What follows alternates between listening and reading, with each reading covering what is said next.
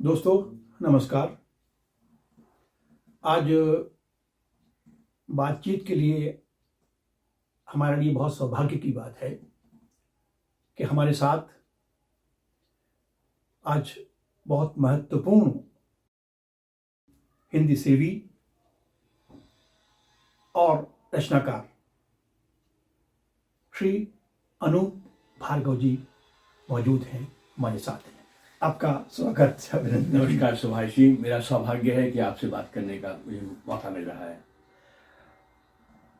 अनूप जी America में रहते हैं, न्यू जर्सी में।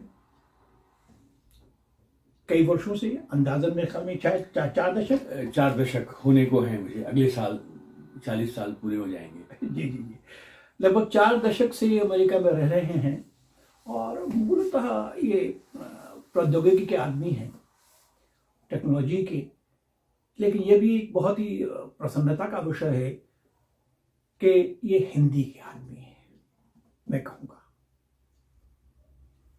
मुझे अनूप जी ने जोड़ा अपने साथ, ये मेरे लिए बहुत सौभाग्य की बात है। ये पुनः सौभाग्य की बात इसलिए कह रहा हूँ कि अमेरिका से आए और उन्होंने इतना मुझे समय दिया, यहाँ पर आकर आए, बातचीत हुई थी मिलने के लिए। ये मेरे लिए परम सौभाग्य की बात है, खासतौर से इसलिए आज की दुनिया में जहाँ लोग बाग आस पड़ोस तक में भी इधर उधर कर लेते हो, ऐसी दुनिया में अगर कोई इतनी निष्ठा, इतनी शिद्दत, इतनी प्रतिबद्धता के साथ कोई व्यक्ति मिलने आता है आपको, तो ये अपने आप में बहुत ही कमेंडेबल या प्रशंसनीय बात है। इसलिए अनूप जी, आपका एक बार फिर मैं आपका स्वागत करता हूँ यहाँ पर। बहुत बहुत धन्यवाद सुभाष जी। और मैं संक्षेप में कहूँ तो मुझे अच्छे व्यक्तियों से मिलना अच्छा लगता है, तो मेरे लिए भी सौभाग्य की बात है कि आपसे बातचीत का अवसर मुझे मिल रहा है। जी, आप अमेरिका में रहते हैं। मेरा प्रश्न आपसे यह है, आप हिंदी के लिए बहुत अधिक काम करते हैं, जितना मुझे जानकारी है। अनूप भार्गव जी शुरू में ही एक अंतर्राष्ट्रीय स्तर पर ई पत्रिका से इन्होंने शुरू किया, शुरू में शौक था। फिर इन्होंने कविता की पाठशाला शुरू की, ई कविता की बात की, और इधर ताज़ा हिंदी से प्यार है को भी इन्होंने शुरू किया है। लेकिन साथ ही साथ जितनी मुझे जानकारी और आपने मुझे बताया था, एक बहुत ही अनोखी, मैं जानबूझ के ये शब्द यूज कर रहा हूँ, महत्वपूर्ण अनोखी पत्रिका लिखित रूप में। क्योंकि अधिकतर क्या था, हिंदी के है लेकिन वो स्पोकन यानी कि बोलचाल की भाषा के रूप में नहीं, लिखित रूप में भी रहे, और भाषा ही नहीं साहित्य पर भी बातचीत हो सके और वो मुद्रित रूप में आ सके। इसलिए वो ई तौर पर, जितनी मेरी जानकारी है, एक और पत्रिका उन्होंने शुरू की है, और वह पत्रिका मुझे थोड़ा सा बताएंगे आप। मैं बात कर रहा हूँ अनन्य के बारे में। जी जी सुभाष जी, आपने कई बातें का जिक्र किया, तो मैं संक्षेप में उनके बारे में कहना चाहूँगा। जी। तो मेरी शुरुआत जो हुई थी, सबसे पहले हमने ई कविता के नाम से हम लोगों ने याहू समूह शुरू किया था 2003 के आसपास, जबकि इंटरनेट पे हिंदी भी, यूनिकोड भी ठीक से उपलब्ध नहीं था। उस समय हम लोगों ने विश्व के कविता प्रेमियों को ईमेल के माध्यम से, क्योंकि उस समय फेसबुक भी नहीं हुआ करती थी, व्हाट्सएप भी नहीं हुआ करता था, तो हमने 2003 में विश्व के सब कविता प्रेमियों को ई कविता याहू ग्रुप के माध्यम से जोड़ने का प्रयास किया। और वो समूह पिछले वर्ष तक चलता रहा याहू ग्रुप पर, जब तक कि याहू ने याहू ग्रुप्स को सपोर्ट करना बंद नहीं किया।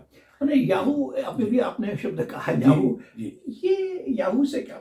याहू ग्रुप हुआ करता था, जैसे आजकल संक्षेप में अगर कहें तो वो तो नहीं, yahoo.com या हाँ, याहू ग्रुप्स एक हुआ करता था। अच्छा। तो उसमें ऐसा था कि अगर आप उस समूह के सदस्य बन जाते हैं, अगर ई कविता समूह के, तो आप अगर, जैसे हमारे करीब 800 से अधिक 1000 सदस्य हो गए थे पूरे विश्व भर से कविता प्रेमी।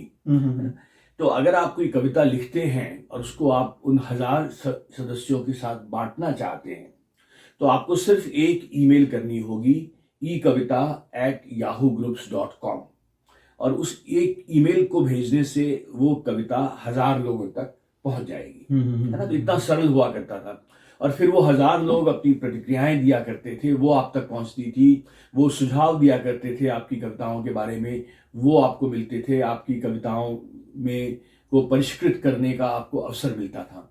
तो ये उसका उद्देश्य था और ये करीब हमने 18-20 बरस तक ये चलती रही। तो इसका मतलब ये हुआ कि कविता या याहू के माध्यम से जो आपने ग्रुप शुरू किया, जी, बात कविता से शुरू हुई, क्योंकि मैंने कविता बजाय इसके कि मैं जानबूझ के ही पूछ रहा हूँ, जी, बजाय इसके कि हिंदी का मैंने कहने के लिए कि हिंदी का प्रचार प्रसार होना चाहिए इत्यादि इत्यादि, बजाय कहने के हिंदी कविता से आपने शुरुआत की।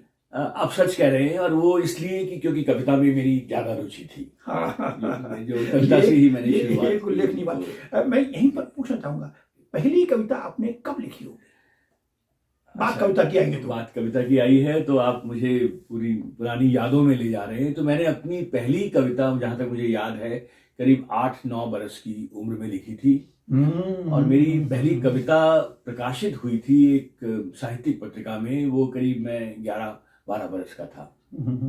तो कविता से मेरा शुरू से प्रेम रहा, लेकिन कुछ कारणों से जो व्यवसाय मेरा रहा वो नहीं रहा। साहित्य की तरफ मेरी जाने की रुचि थी, लेकिन कुछ पारिवारिक दबावों के कारण कह लीजिए या किसी तरह से मैं इंजीनियरिंग का छात्र बना। उसके बाद मैंने कंप्यूटर्स में अपना मास्टर्स किया, लेकिन कविता से प्रेम मेरा बना रहा। आप मूलतः राजस्थान से हैं, जी, जितना मुझे जानकारी है जी, और राजस्थान का मतलब हिंदी प्रदेश से, हिंदी भाषी जी, से। जी। तो क्या यही वो कारण था या वो केवल रुचि थी?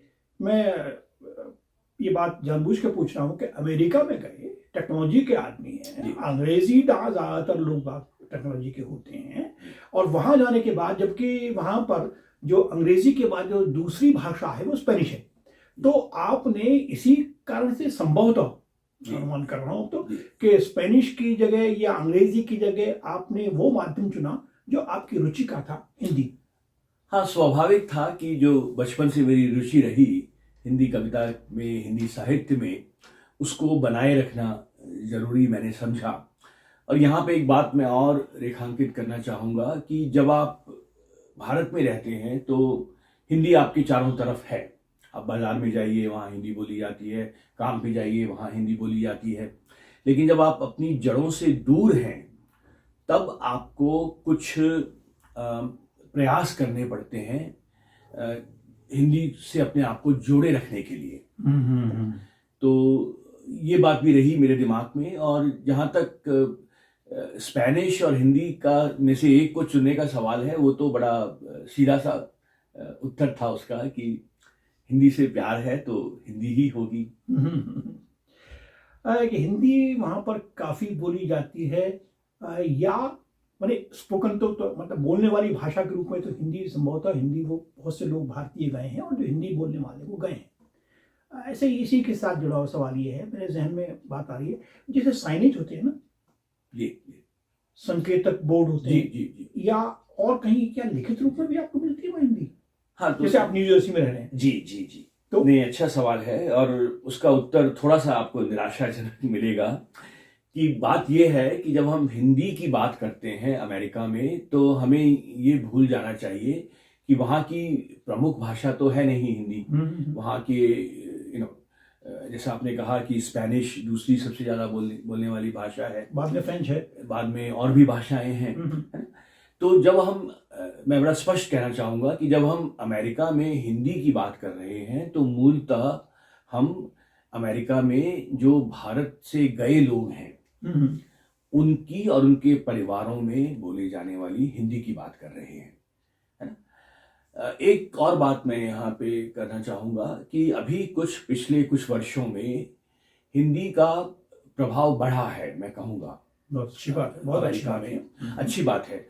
लेकिन हम लोगों की दृष्टि से, हिंदी भाषी लोगों की दृष्टि से, हिंदी के प्रचार प्रसार की दृष्टि से, जी, लेकिन वहाँ पे हमें ये भी समझना होगा कि वो प्रभाव क्यों बढ़ा है। और ये मेरा निजी मैं इतने बरसों से रह रहा हूँ, तो मेरा ये सोचना है कि वो प्रभाव इसलिए बढ़ा है क्योंकि विश्व के मानचित्र पर भारत का प्रभाव बढ़ा है ना। तो जैसे जैसे दुनिया की नज़रों में भारत का महत्व बढ़ा है, वैसे ही उसी के साथ साथ ही मैं कहूँगा कि हिंदी का प्रयोग अभी भी, मैं ये तो नहीं कहूँगा कि मेन स्ट्रीम जो अमेरिका है वहाँ पर हिंदी बोली जाने लगी है, लेकिन हिंदी को एक जो जिस दृष्टि से देखा जाता है, या मैं कहूँगा कि एक भारतीय को जिस दृष्टि से देखा जाता है, उसमें बहुत परिवर्तन हुआ है। और ये परिवर्तन मैंने पिछले 40 वर्षों में अपनी आंखों से देखा है। और उसका कारण यही है कि भारत ने जो आर्थिक प्रगति की है, भारत से जो हमारी जो कंप्यूटर साइंटिस्ट हैं, जो इंजीनियर्स हैं, जो यहाँ से जो गए हैं अमेरिका में, और उन्होंने जो साख वहाँ पर बनाई है, आप जानते ही हैं कि अभी आज ही मैं पढ़ रहा था कि करीब 1/3 तकनीकी कंपनियां जो हैं अमेरिका में, उनके चीफ एग्जीक्यूटिव ऑफिसर भारतीय मूल के हैं, है ना। तो ये सब जो महत्व बढ़ा है, उसकी वजह से जिस निगाह से भारतीयों को देखा जाता है और जिस निगाह से हिंदी को देखा जाता है, उसमें एक निश्चित रूप से सुधार हुआ है। मैंने ये बात इसलिए पूछी थी न्यू जर्सी में या कहीं और भी, क्योंकि यूरोप में गया तो वहाँ पर 2-3 स्थलों पर मैंने देखा, शायद जर्मनी की बात है या कहाँ की, वहाँ मैंने एक बात ये की कि इसे दूसरी और अन्य भाषाएं थी जो आवश्यकता है उस समय, यह पर्यटन स्थल, तो वहाँ पर वो स्टेशन का नाम या उस जगह का नाम हिंदी में, देवनागरी में, मेरा मतलब हिंदी से मतलब देवनागरी में लिखा हुआ था। देखिए, ये भी ना सीधी सी जो बाजार की जो मांग है वो निर्धारित करती है। अगर किसी भी स्थान पर पर्याप्त संख्या में ऐसे टूरिस्ट जाने लगे जो हिंदी समझते हैं, तो हिंदी में नाम लिखने शुरू हो जाएंगे। लेकिन अमेरिका में दुर्भाग्य से मैं कहूँगा कि ऐसा नहीं हुआ है। तो अभी भी जो आप साइंस जो आप देखेंगे, वो अक्सर आपको अंग्रेजी में ही दिखाई देंगे।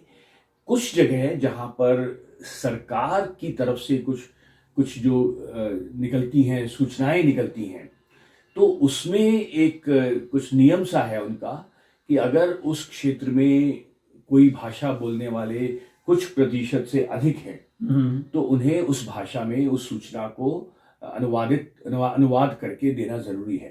तो ऐसे में कुछ जगह मैंने देखा है कि जैसे कोविड हुआ था, तो उसमें उनको जो सूचनाएं देनी थी, जो जानकारी देनी थी, उसके लिए मेरे पास एक्चुअली कुछ अनुरोध आए कि क्या आप इसको हिंदी में अनुवाद कर सकते हैं, और मैंने उनको करके दिया और फिर उसका उन्होंने प्रयोग किया।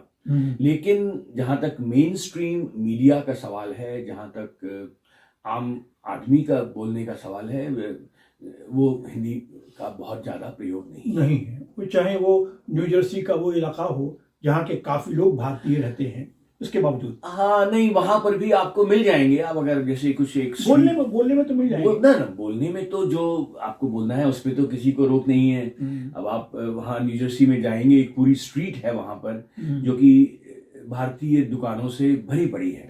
पूरी स्ट्रीट पर वहां पर आपको सिर्फ भारतीय सामान की दुकानें मिलेंगी, और आपको वहां पर साड़ी, जेवर, गहना, पूजा की सामग्री, कोई भी चीज़ ऐसी नहीं है जो भारत में मिलती हो और वहाँ पर उपलब्ध नहीं हो। तो वहाँ पर आप अगर जाएंगे तो वहाँ पे आपको कुछ दुकानों पर हिंदी के साइन देखने को मिलेंगे। अच्छा, विश्व हिंदी सम्मेलन, ऐसे ही मैं हिंदी की ही बात कर रहा हूँ फिलहाल तो मैं इसलिए विशेष रूप में बात कर रहा हूँ, अनूप जी केवल वहाँ कर ही रहे हैं, लेकिन यहाँ पर उन्हें भारत सरकार द्वारा अलग अलग संस्थानों, मुझे जितनी जानकारी है उत्तर प्रदेश संस्थान द्वारा भी और भारत सरकार द्वारा भी, विदेश में जो लोग बहुत महत्वपूर्ण योगदान कर रहे हैं, अनूप जी उनमें से एक हैं, तो उनको सम्मानित भी किया गया है। इसलिए ये हमारे सौभाग्य की बात है। मैं इसलिए आपसे पूछ रहा हूँ, विश्व के स्तर पर विश्व हिंदी सम्मेलन शुरू हुआ संभवतः 1975 में। जी, नागपुर में पहला सम्मेलन 10 जनवरी की बात थी। जी। और उसके बाद फिर इसे संभवतः 2006 में इसे अंतर्राष्ट्रीय हिंदी दिवस के रूप में भी या विश्व हिंदी दिवस के रूप में भी स्वीकार कर लिया गया? नहीं, यहाँ पे मेरी जो समझ है वो विश्व हिंदी सम्मेलन तो हर 3 या 4 बरस के बाद हो रहे हैं, और ये जो आप बात कह रहे हैं विश्व हिंदी दिवस की, हाँ, ये कुछ हद तक जुड़ा हुआ है विश्व हिंदी सम्मेलन से, क्योंकि जहाँ तक मुझे ध्यान है, जब सुरीनाम में जब हुआ था विश्व हिंदी सम्मेलन, उस समय एक निर्णय लिया गया था कि एक हमारा जो सितंबर में जो हिंदी दिवस होता है वो तो होता ही है। मेरे ख्याल में आप अनूप जी शायद विश्व हिंदी सम्मेलन के सचिवालय से काफी आधिकारिक रूप में जुड़े हुए हैं। जी, मैं उनसे जुड़ा हुआ हूँ और मैं, हाँ, उनके साथ मैं काम करता हूँ। लेकिन ये जो विश्व हिंदी दिवस की जो बात कर रहे हैं वो जनवरी में जो मनाया 10 जनवरी, हाँ। जी, वो, हाँ, वो तो शुरू हुआ है। और हम लोग भी वहाँ जो कौंसलावास है वहाँ पे वो हर, हाँ, अभी आपने कौंसलावास का बहुत अच्छा कार्यक्रम वहाँ पर किया जी।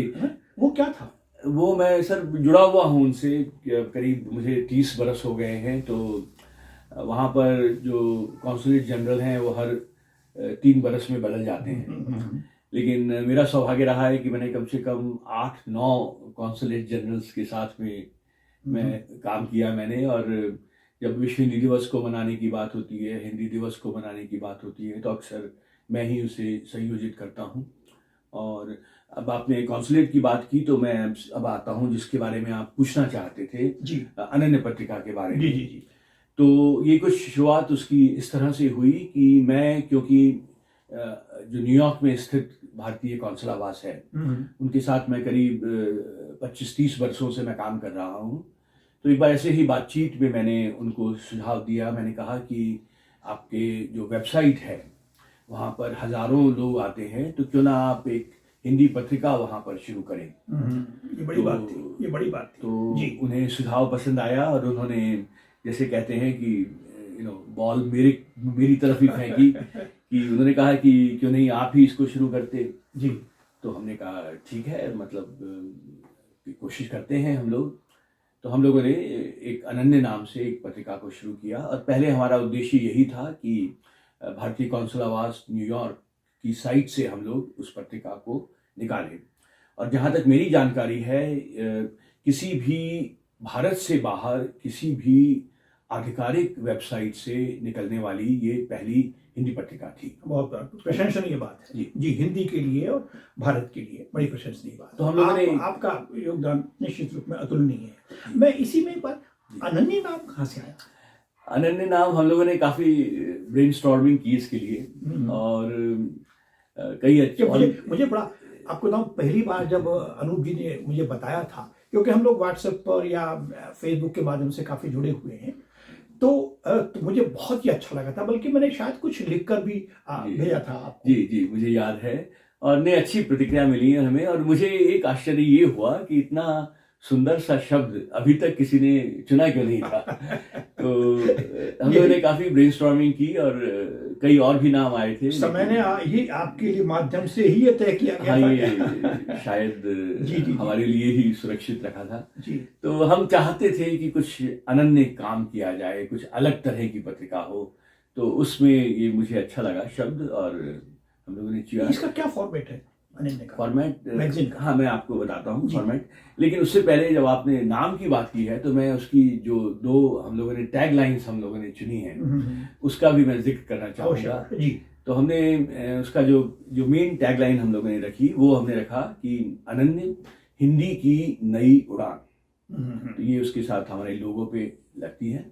और एक जो टैग लाइन जो मुझे बड़ी पसंद है, और वो हमारे ही साथियों की तरफ से आई, शार्दुला नौगजा का मैं नाम लेना चाहूँगा, सिंगापुर में है। तो उन्होंने सुझाया था एक्चुअली कि हिंदी में मुस्कुराइए।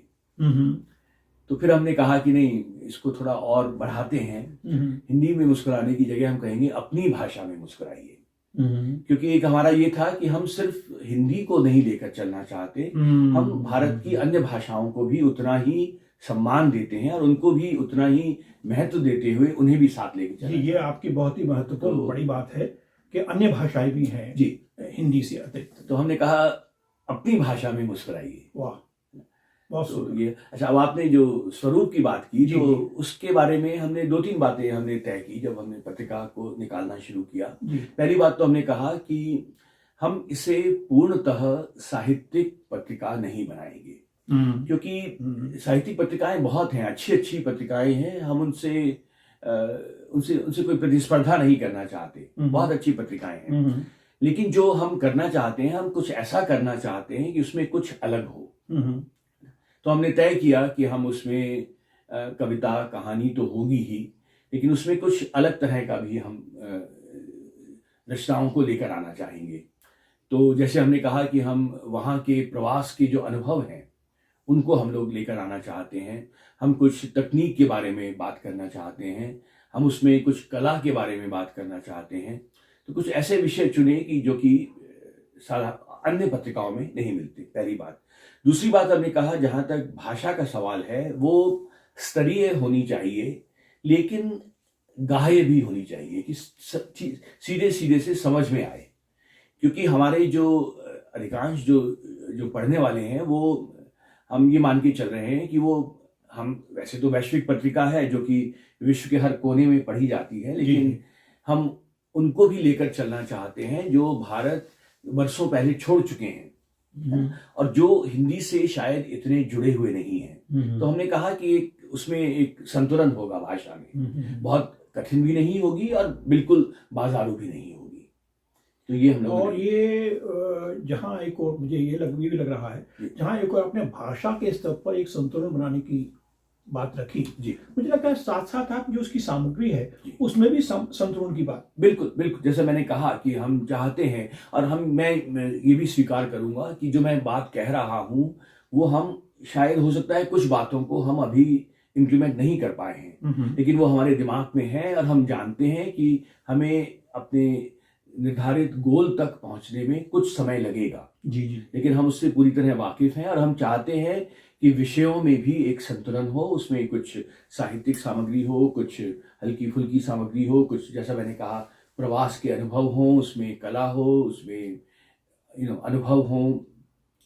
तो इस तरह सामग्री में भी हम संतुलन चाहते हैं। यह आपने अभी अमेरिका से आप निकाल रहे हैं जी, और अमेरिका की जो इकाई है मतलब अनन्य की जी, उसके एक संपादक है और आज जितना मुझे जानकारी है आप उसके प्रधान संपादक हैं अनन्य के। अब मैं प्रश्न ये है कि क्या ये तो मालूम है शायद कुछ अन्य देशों से भी निकल रही है जी, वो मुझे बताएं और कौन कौन से देशों से अनन्य पत्रिका निकल रही है। हाँ, तो नहीं, मैं पहले तो एक थोड़ा सा स्पष्टीकरण दूं कि मैं प्रधान संपादक नहीं कहता अपने आप को, मैं प्रबंध संपादक हूँ। तो मैं थोड़ा सा जो है चलिए ठीक है ना, तो संपादक हमारे जगदीश व्योम जी हैं पत्रिका के, और बड़ा अच्छा काम कर रहे हैं जी। आपने जो दूसरे देशों की बात की वो मैं करना चाहूँगा।